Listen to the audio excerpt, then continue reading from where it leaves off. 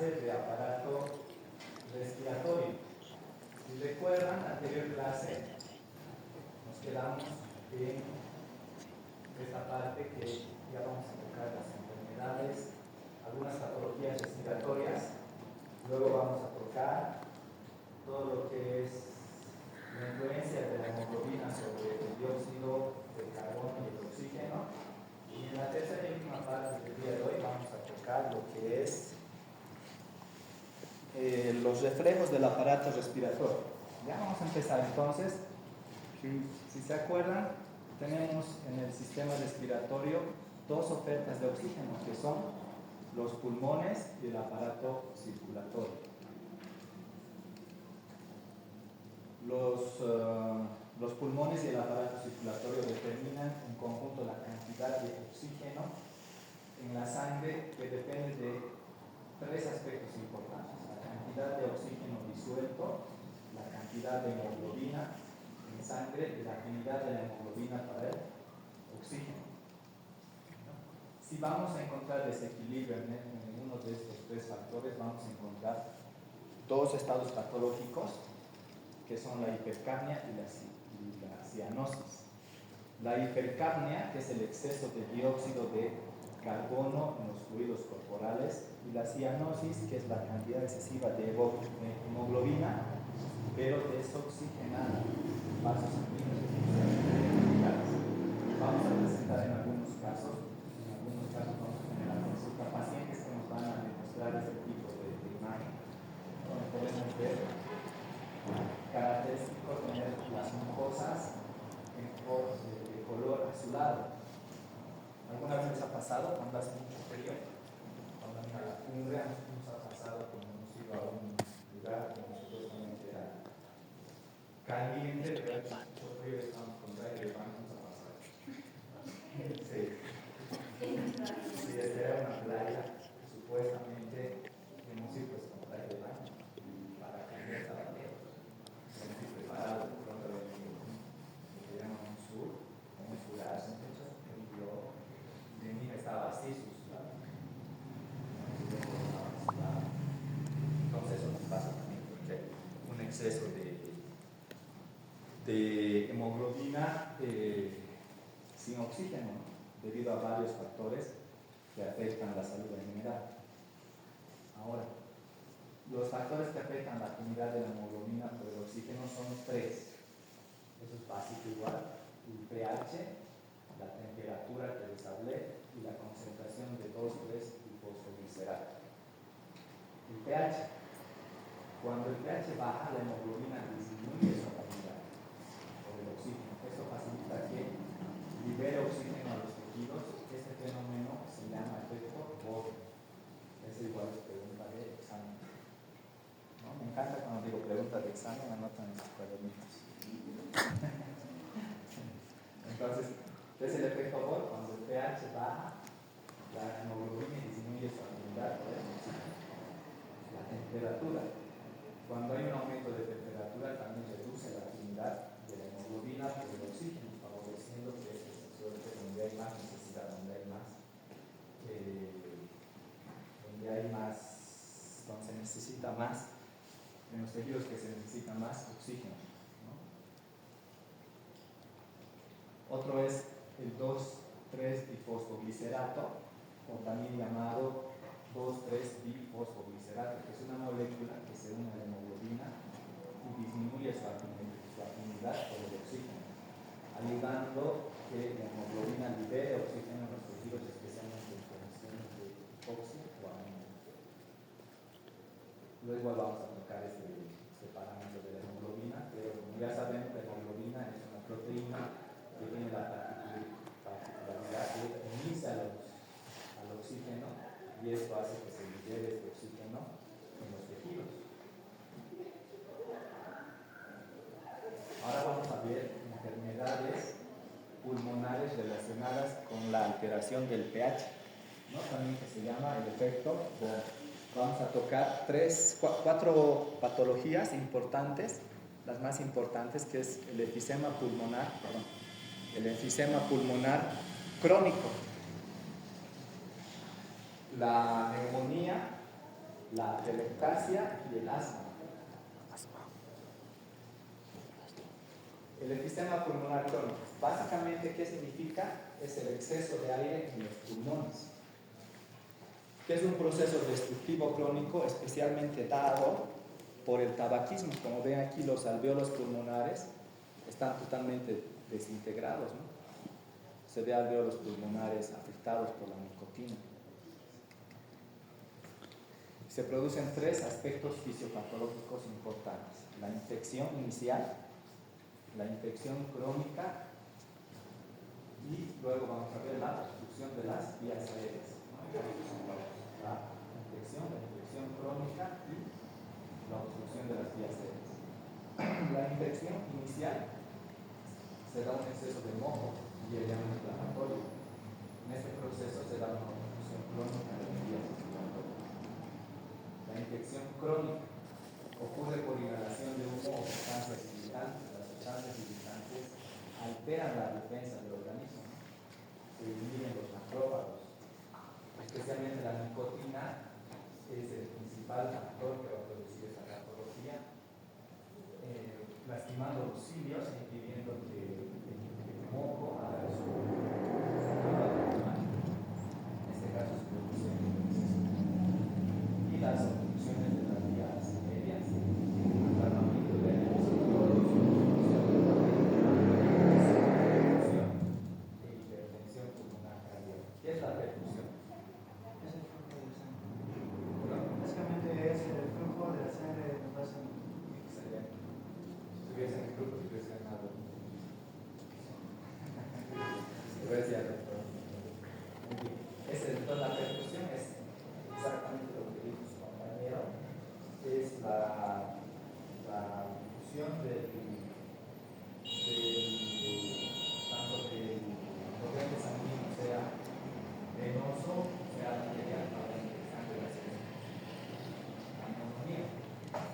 Es un proceso inflamatorio pulmonar en el que los alvéolos se llenan de líquido y células sanguíneas. Puede ser de un pulmón o pueden ser de los dos pulmones. Ahora, en este tiempo, vamos a ver mucho de esta neumonía, pero la neumonía bacteriana, que es un tipo de neumonía que generalmente es causado por los neumococos, ¿no? Que se da por una infección de heridas no bien curada o no bien tratada, entonces se nos puede complicar a una neumonía bacteriana. Puede afectar grandes zonas de los pulmones o todo el lóbulo general. La atelectasia es el colapso de los alvéolos, implica zonas o un lóbulo de igual forma o todo el pulmón, la obstrucción de las vías respiratorias por moco o por un cuerpo extraño. Esa es la diferencia. Puede ser también dada por enfermedades crónicas o por un tumor, no en este caso la atelectasia, por un tumor, donde se va a obstruir lóbulo. El asma, que es bien común, es una enfermedad crónica caracterizada por la contracción espástica de la musculatura. Afecta el 3 al 5% de la población, causa obviamente dificultad respiratoria. Esta patología es bien importante porque se da en nuestro ambiente, es muy común, ¿no? Por el ambiente seco que tenemos. Tenemos dos tipos de asma, el asma alérgico y el asma no alérgico. El asma alérgico está dado por la hipersensibilidad por el polen y el no alérgico está provocado por humo, contaminación e infecciones respiratorias. ¿Cuál es el mecanismo del asma alérgico? Cuando uno respira este tipo de alergenos, primero empieza la inhalación, posteriormente hay una reacción de la inmunoglobulina E adherido a los mastocitos y posteriormente se liberan histamina, bradicina y otros mediadores.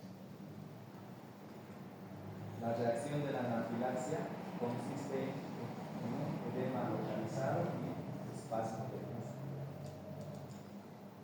Los síntomas del asma son 4 básicamente, que son sibilancias, el paciente respira necesitando, disnea, ¿no? Que también se le llama hambre de respiración o hambre de aire o hambre de oxígeno, la opresión torácica y la tos persistente. El tratamiento adhiere a muchas personas, ¿no? Con estos inhaladores. Son corticoides que se inhalan por vía oral, ¿no? También hay otro tipo de tratamientos, son los broncodilatadores de acción prolongada, la inmunoterapia, evitar desencadenantes, si uno sabe o altero del perrito o apoyo, hay que evitar eso. Si tengo un familiar que tiene alergia al pelo del gato y del conejo, inmediatamente se expone a estos animales y empieza a estornudar, empieza a tener síntomas como que estuviese resfriado varios días, empieza a sibilar. Luego, vacunación contra la gripe y neumococo y buena higiene del ambiente. ¿Alguien de aquí tiene algún tipo de alergias? ¿No? ¿Todos están sanos? Mentira, Mel está enferma, está durmiendo ya. ¿No? Ya. Ahora vamos a tocar la segunda parte, que es el efecto de la reacción del oxígeno en hemoglobina sobre el transporte de dióxido de carbono. Para esto debemos de saber que la hemoglobina es una proteína de los glóbulos rojos que se encarga de transportar oxígeno desde los pulmones a los tejidos y viceversa. También transporta dióxido de carbono desde los tejidos a los pulmones. Todo eso nos explica el efecto de Haldane, que dice que explica cómo la unión de oxígeno a la hemoglobina facilita la liberación de dióxido de carbono. ¿Cómo funciona este efecto? La hemoglobina tiene la capacidad de unirse al dióxido de carbono, pero esta capacidad no cambia, cambia dependiendo si la hemoglobina llena de oxígeno o no. Esto lo vamos a ver como un ejemplo posterior. Cuando la hemoglobina se une al oxígeno, libera dióxido de carbono, eso ocurre en los pulmones. Y cuando libera oxígeno, capta más dióxido de carbono, eso ocurre en los tejidos. Entonces, si queremos dar un ejemplo, es como si fuese un camión a una construcción, llevando el material, ya sea cemento, sea fierro, deja este cemento y los operadores o los albañiles aprovechan de tener este espacio ya vacío para dejar todo lo que son los cascados, todo lo que son los para que se lo lleve al botadero. De igual forma, la hemoglobina funciona para el dióxido de carbono y el oxígeno. Si vamos a tener un requerimiento, vamos a tener el mismo gasto de oxígeno para los tejidos, y estos tejidos transportan el dióxido de oxígeno hacia los pulmones para que se elimine por la exhalación.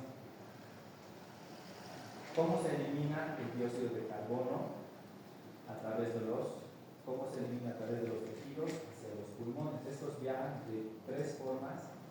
En un 20 a un 25% se transporta como carga amino hemoglobina, ¿no? Porque se une directamente a la hemoglobina.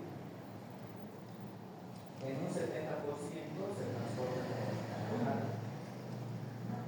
Y en un 5 o un 10% este dióxido de carbono viaja directamente al suelo. Son estas tres formas que el dióxido de carbono puede llegar a los pulmones y ser exhalado. El cambio de acidez de la sangre durante el transporte de dióxido de carbono.